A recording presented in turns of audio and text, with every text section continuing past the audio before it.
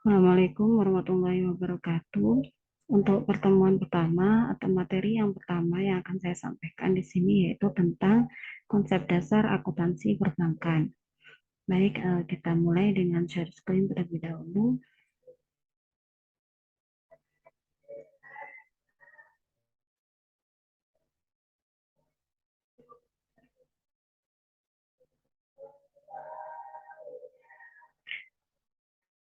Ini tentang dasar akuntansi perbankan. Ya, sebelumnya akan saya jelaskan tentang konsep akuntansi. Pengertian akuntansi. Akuntansi yaitu merupakan seni mencatat, menggolongkan, dan mengikhtisarkan transaksi dan peristiwa yang paling tidak sebagian bersifat keuangan dengan suatu cara yang bermakna dan dalam satuan uang serta menginterpretasikan hasil-hasilnya. Jadi untuk akuntansi itu adalah memang awalnya disebut dengan suatu seni karena memang diawali dari praktik dalam pencatatan transaksi keuangan, kemudian hal-hal yang terkait dengan akuntansi yaitu kaitannya dengan proses mencatat, kemudian menggolongkan dan mengikhtisarkan segala transaksi atau peristiwa yang ada dalam bisnis perusahaan yang terkait dengan keuangan. Kemudian juga dapat diinterpretasikan hasil-hasilnya untuk didapatkan informasi dari pencatatan tersebut. Tujuan akuntansi sebagai konsep informasi yaitu merupakan kegiatan jasa yang menyediakan informasi kuantitatif. Jadi informasi yang diperoleh dari akuntansi itu sendiri yaitu informasi kuantitatif yang berupa angka-angka, terutama yang bersifat keuangan tentang kesatuan-kesatuan ekonomi agar bermanfaat dalam pengambilan keputusan ekonomi bagi para pemakai. Jadi memang tujuannya adanya akuntansi ini adalah untuk memberikan informasi kepada para eh, pemakai. Pemakai itu adalah pengguna, pengguna dari informasi tersebut, bisa dari pihak eksternal perusahaan ataupun pihak internal perusahaan. Selanjutnya, akuntansi sebagai sistem informasi yaitu sistem akuntansi adalah satu-satunya sistem pengukuran formal suatu organisasi. Sistem akuntansi menyediakan informasi yang berguna bagi semua pemakai atau semua pengguna informasi dari akuntansi tersebut. Jadi dapat disimpulkan, akuntansi merupakan suatu seni, ilmu, dan sistem informasi yang di dalamnya menyangkut pencatatan, pengklasifikasian, dan pengikhtisaran dengan cara sepatutnya dan dalam satuan uang atas transaksi dan kejadian-kejadian yang mempunyai sifat keuangan serta adanya interpretasi hasil pencatatan dalam bentuk laporan keuangan. Jadi akuntansi itu sendiri memang adalah suatu proses ya. Jadi proses pencatatan atas eh, transaksi keuangan yang ada di perusahaan sehingga bisa menghasilkan suatu informasi yaitu berupa laporan keuangan yang akan digunakan oleh pihak-pihak tertentu sebagai pengguna dari informasi tersebut. Selanjutnya definisi bank. Bank merupakan badan usaha yang menghimpun dana dari masyarakat dalam bentuk simpanan dan menyalurkannya ke masyarakat dalam bentuk kredit dan atau bentuk-bentuk lainnya dalam rangka meningkatkan taraf hidup rakyat banyak. Pengertian ini menurut Undang-Undang Nomor 10 Tahun 1998 tentang Perbankan. Nah, jadi untuk bank itu sendiri adalah memang kegiatannya adalah menghimpun dana. Jadi menghimpun dana dari masyarakat, kemudian menyalurkannya kembali ke masyarakat dalam bentuk pemberian kredit kepada masyarakat. Selanjutnya, pengertian kedua menurut Kasmir, yaitu bank merupakan lembaga keuangan yang kegiatan usahanya adalah menghimpun dana dari masyarakat dan menyalurkan kembali dana tersebut ke masyarakat, serta memberikan jasa-jasa bank lainnya. Jadi bank ini tidak hanya memberikan kredit atau menyalurkan kredit ya, tetapi juga ada jasa-jasa lain yang bisa dilakukan oleh perbankan, utamanya kaitannya dengan hal keuangan. Fungsi bank, lembaga keuangan yaitu setiap perusahaan yang bergerak di bidang keuangan di mana kegiatannya hanya menghimpun dana masyarakat, menyalurkan dana masyarakat, dan juga memberikan pelayanan. Bank ini termasuk adalah perusahaan jasa ya, jasa di bidang keuangan. Jadi memberikan jasa atau pelayanan kepada masyarakat, utamanya terkait dengan keuangan yang dari menghimpun dana tadi itu yang dilakukan oleh bank, kemudian disalurkan kembali kepada masyarakat dalam bentuk kredit ataupun jasa bank lainnya. Fungsi bank sebagai perantara keuangan atau sebagai financial intermediary yaitu di mana tadi sebagaimana dengan yang sudah didefinisikan dari bank itu sendiri seperti apa, dia adalah sebagai perantara ya. Bank itu sebagai perantara keuangan di mana kegiatan utamanya adalah menghimpun dana dari masyarakat. Nah, jadi di sini bisa diketahui bahwasanya sumber dana dari yang sudah dihimpun tadi oleh bank itu bisa berupa giro, tabungan, deposito ataupun modal yang disetorkan oleh masyarakat ke bank gitu. Jadi ini termasuk dalam pasifa. Bagi bank ini adalah pasifa atau liabilitas atau utang gitu ya. Utang. Jadi ada giro, tabungan, deposito, serta modal ini ekuitas yang bisa diperoleh dari masyarakat juga. Kemudian dari sumber dana yang sudah didapatkan oleh bank ini akan dikelola oleh bank dan akan dilakukan penempatan dana yang ada di bank, baik bisa berupa kas, kemudian giro pada BI, atau aktiva produktif lainnya.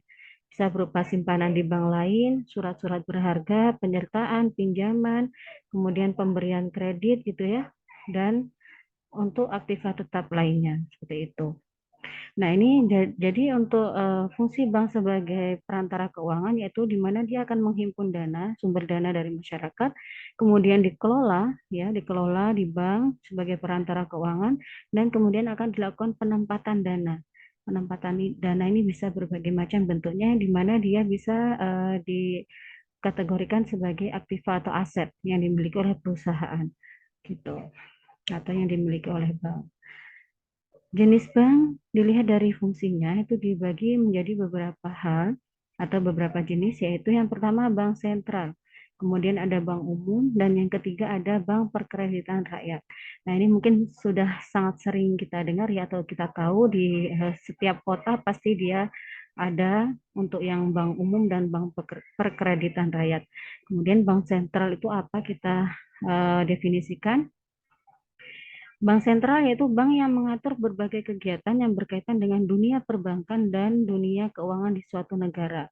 Nah, kita punya yang disebut dengan Bank Indonesia. Nah, itu termasuk bank sentral, di mana pusatnya itu ada di Jakarta dan untuk cabang-cabangnya di setiap kabupaten itu ada BI ya. Hampir di setiap kabupaten. Jadi kayak di Jember ini juga ada BI Jember, kemudian di beberapa kota lainnya juga ada, utamanya di tingkatan provinsi. Untuk kabupaten sepertinya belum seluruhnya memiliki BI ya, gitu. Selanjutnya bank umum. Bank yang bertugas melayani seluruh jasa-jasa perbankan dan melayani segenap lapisan masyarakat, baik individu dan lembaga, dan merupakan bank komersil atau bank devisa dan non-devisa. Jadi kalau bank umum ini contohnya seperti BNI, Mandiri, ya, BCA, nah itu termasuk bank umum. Jadi dia yang memang apa cakupannya lebih luas.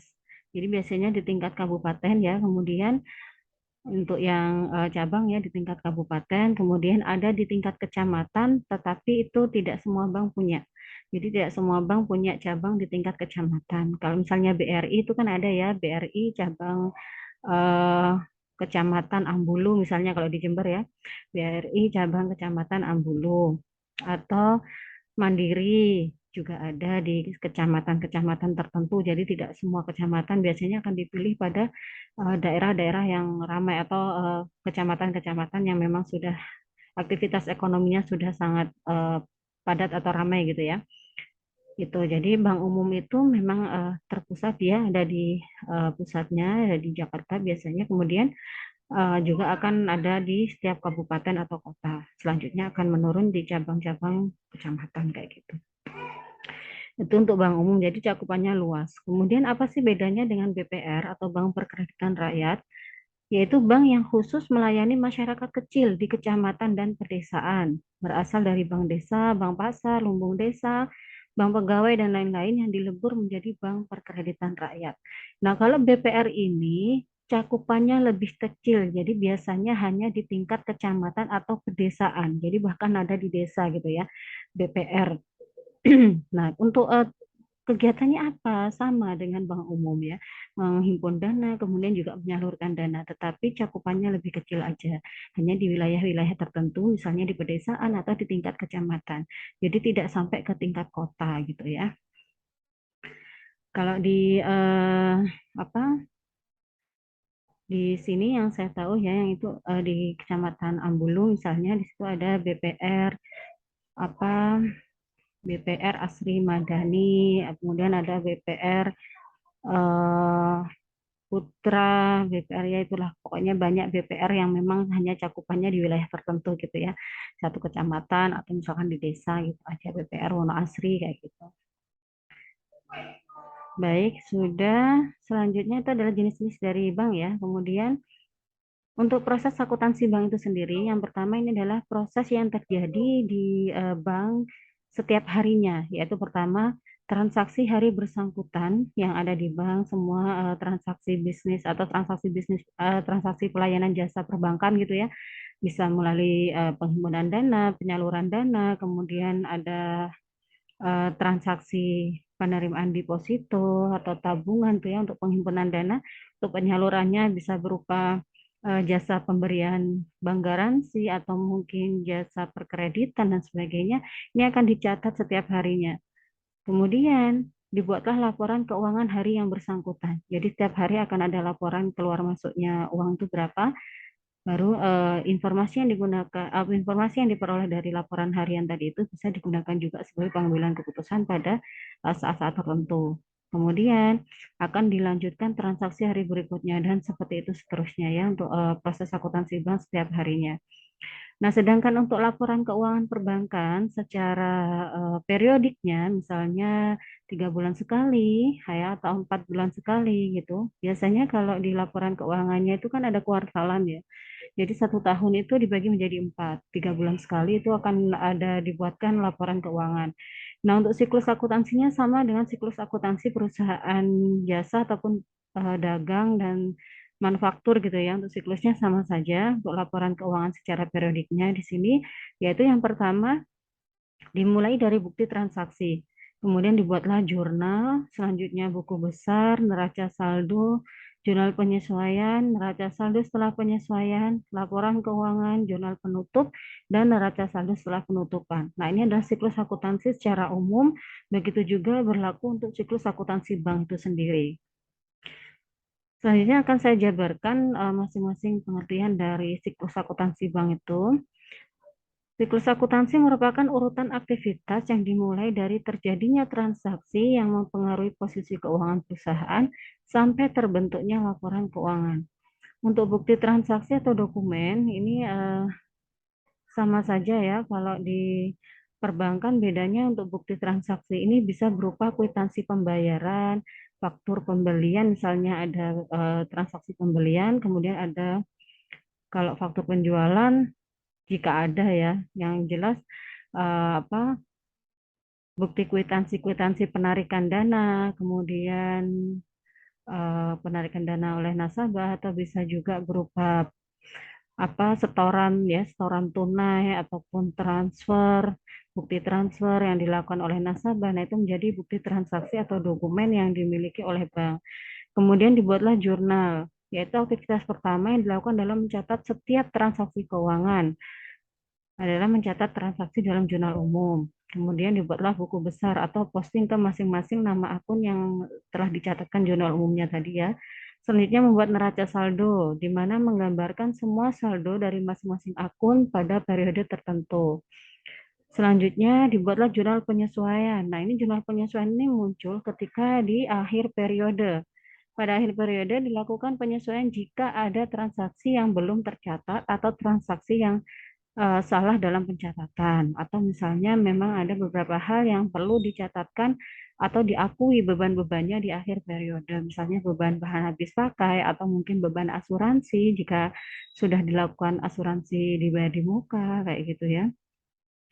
Jadi perlu ada penyesuaian pada akun-akun tertentu. Selanjutnya dibuatlah neraca saldo setelah disesuaikan. Ini merupakan daftar semua saldo akun setelah adanya penyesuaian. Nah, yang selanjutnya membuat laporan keuangan. Nah, bedanya laporan keuangan untuk perbankan itu ada 5, ya, ada 5 ini selain catatan atas laporan keuangan. Jadi ada satu tambahan jenis laporan, yaitu berupa laporan komitmen dan kontingensi. Nah, untuk yang lainnya sama ya. Yang pertama, buatlah neraca atau laporan posisi keuangan, kemudian laporan komitmen dan kontingensi, ketiga laporan laba rugi, selanjutnya laporan arus kas, laporan perubahan ekuitas, dan ada juga laporan atau catatan atas laporan keuangan. Biasanya ini akan digunakan oleh perusahaan atau perbankan yang sudah memiliki apa?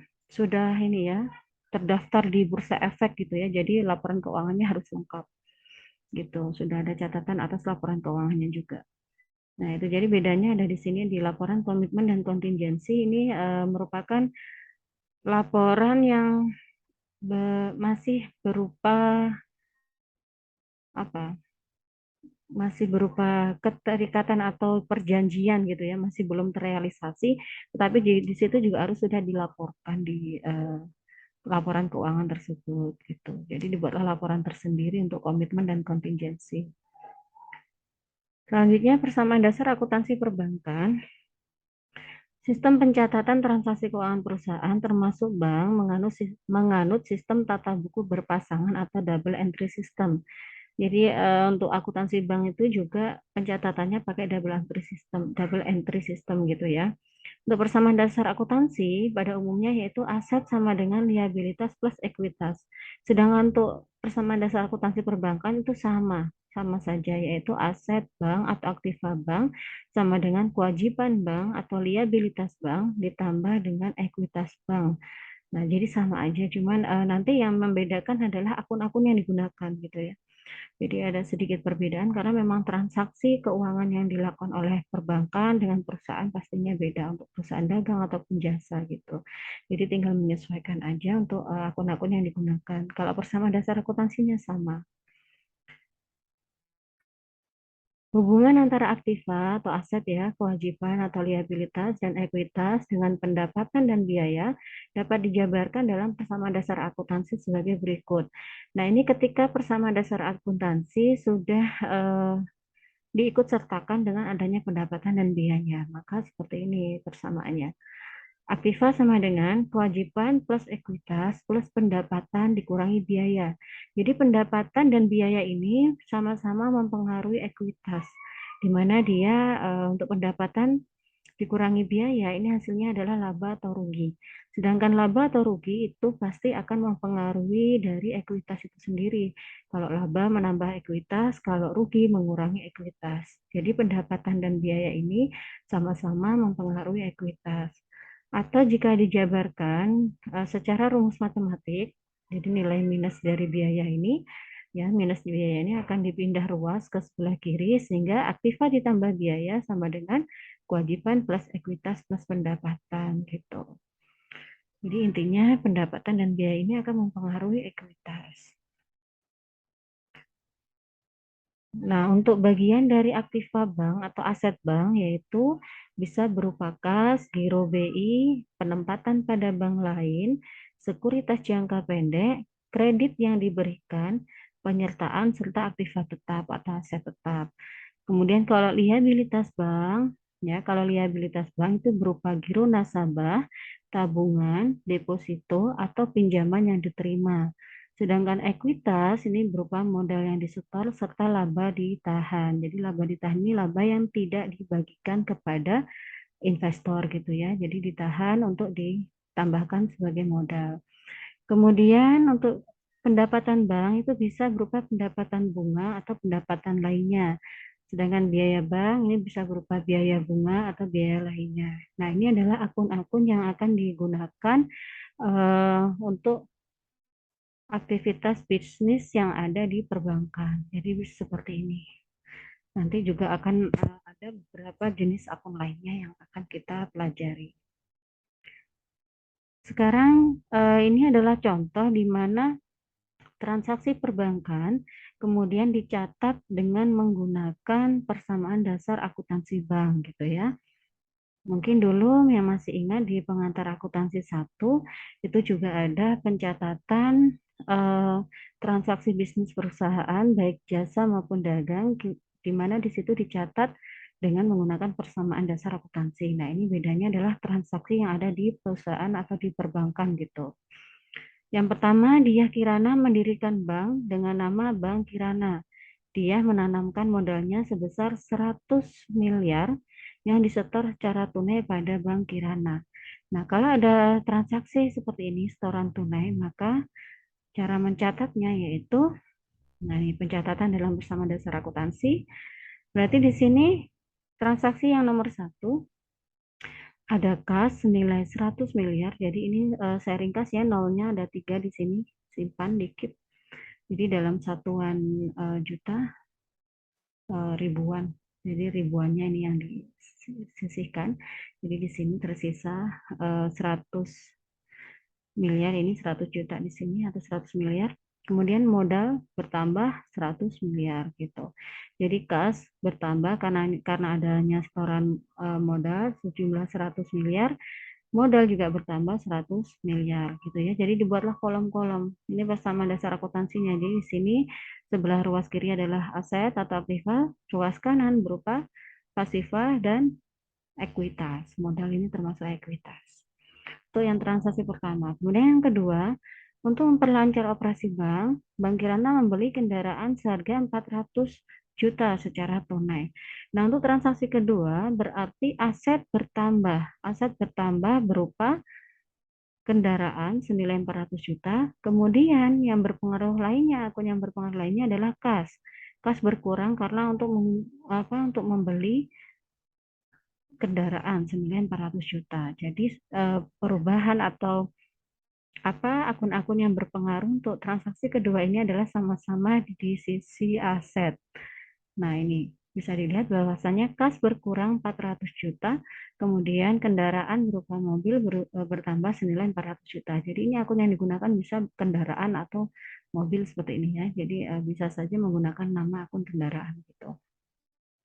Untuk transaksi kedua sama-sama terjadi di sisi aset. Jadi sama-sama terjadi di ruas kiri. Ini batasnya ya, ada sama dengan ini berarti di sini ruas kiri, yang di sebelah sini adalah ruas kanan. Selanjutnya transaksi ketiga, diterima tunai untuk pembukuan rekening tabungan atas nama Anita sebesar 100 juta. Berarti di sini transaksi yang akun-akun yang dipengaruhi yaitu tabungan ya, tabungan bertambah atas nama Anita sebesar 100 juta, berarti tabungan ini ada di sisi liabilitas.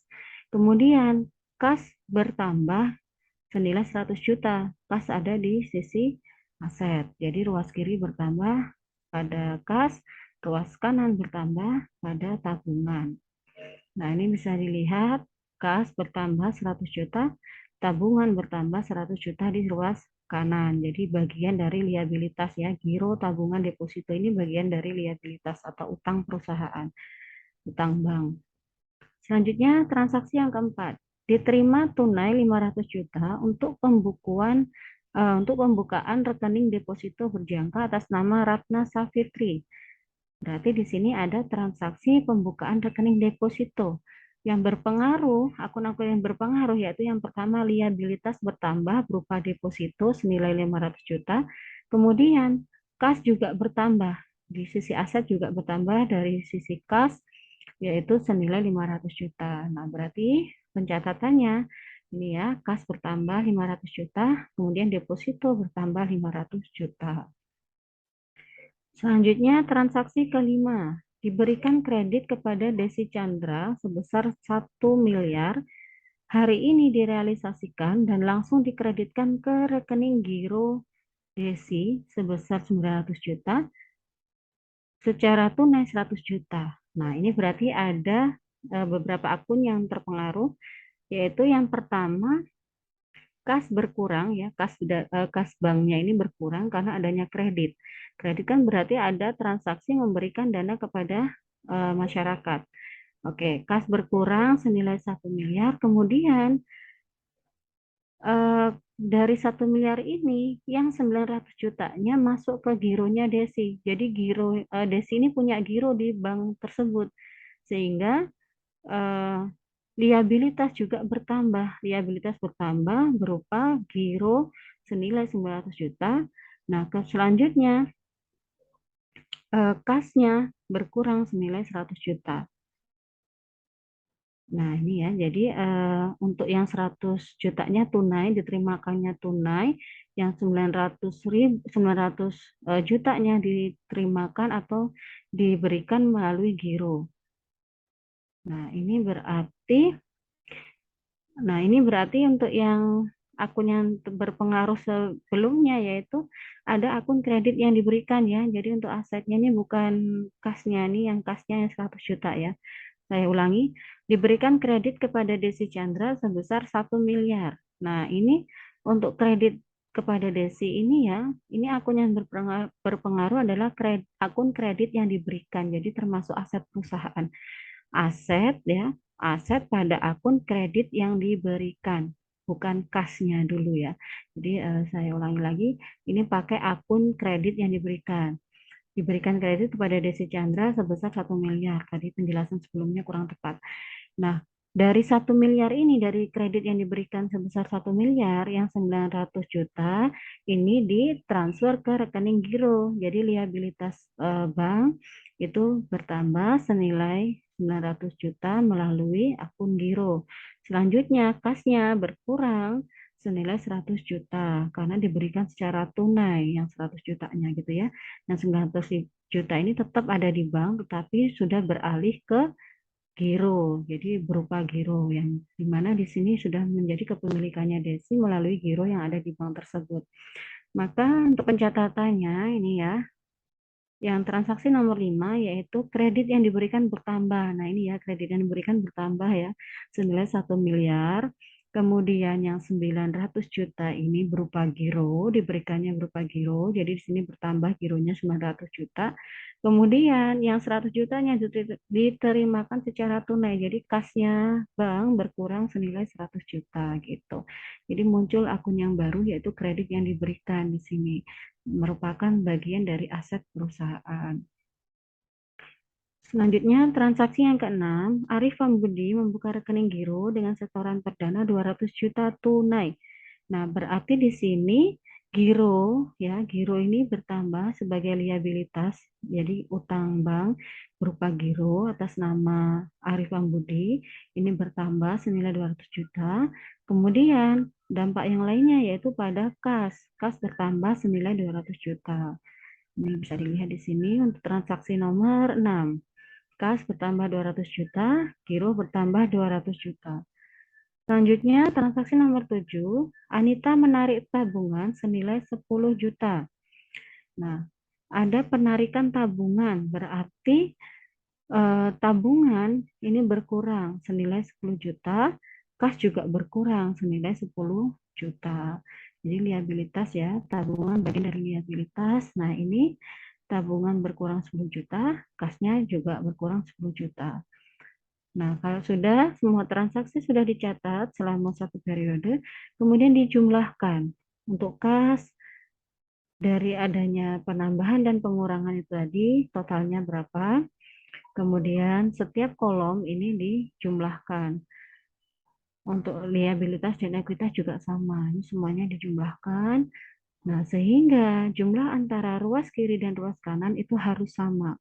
Berarti ini totalnya berapa ya? 101.690 untuk aset.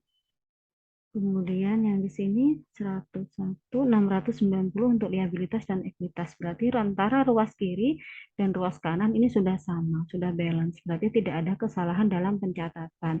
Kalau misalnya tidak balance, berarti ada kesalahan dalam pencatatan, itu perlu dikoreksi lagi. Jadi dalam hal tadi input input angka-angkanya ya. Kemudian akun-akun apa saja yang mempengaruhi apakah di sisi aset, liabilitas atau ekuitas itu perlu dicek kembali kalau memang ada ketidaksamaan antara ruas kiri dan ruas kanan gitu. Baik, itu penjelasan saya tentang materi yang pertama ini. Semoga bisa dipahami. Jika uh, ada pertanyaan, silahkan ditanyakan itu ya. Baik, saya akhiri. Terima kasih atas perhatiannya. Semoga ilmunya bermanfaat. Dari saya cukup sekian. Wassalamualaikum warahmatullahi wabarakatuh.